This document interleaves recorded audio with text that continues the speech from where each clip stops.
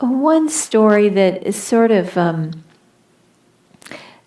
to me, indicative of his offbeat sense of humor and just the way he could sometimes speak in riddles that you just, I was so taken aback on so many occasions, not just with this Shiva idea of the book cover, but so many ways he was just bigger and more interesting than anything I could think of. So this little incident was just a day when the three of us had been working on these projects tirelessly, but we were starting to get a little tired. And Swami suggested that the three of us go into Nevada City and just relax a little bit, go to a bookstore, have a coffee, just sort of play a little bit. Well, this was one of the first times that we'd ever done this, and I was a little concerned about just making small talk. I was used to talking about work. Work I can talk about, but just frivolous conversation I'm not that great at. So we went to a little cafe. Dharmadas went up to the counter to get us coffees. And so Swami and I found a table, and we were sitting there, and I started talking about work.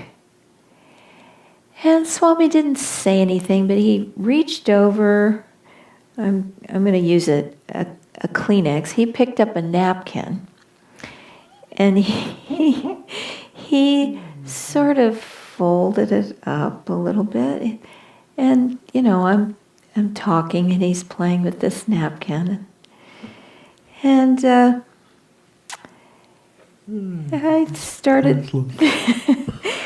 started sort of slowing down when I saw he wasn't saying anything, and he finished with his napkin, and then he said, "You must pay the rent." "I can't pay the rent." "You must pay the rent." "But I can't pay the rent."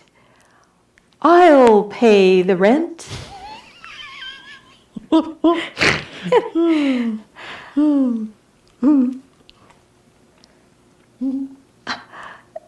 I looked at him completely blankly. I had no idea what he was doing. I must have just stared at him.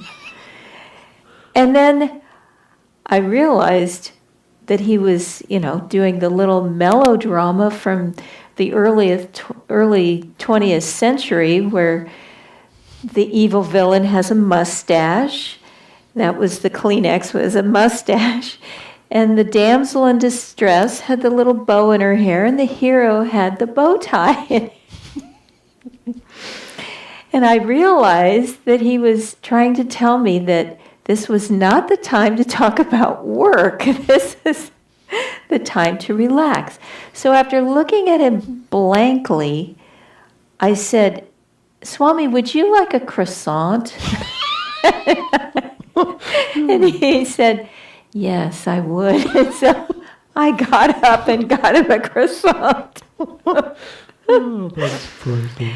But oh my God. I tell that story, my own disadvantage at being so slow on the uptake there, but I tell you that story to give you an idea of the human dimension of Swami. He was a delightful human being. His nephew often came to Ananda in those days, and Swami was very fond of his nephew. And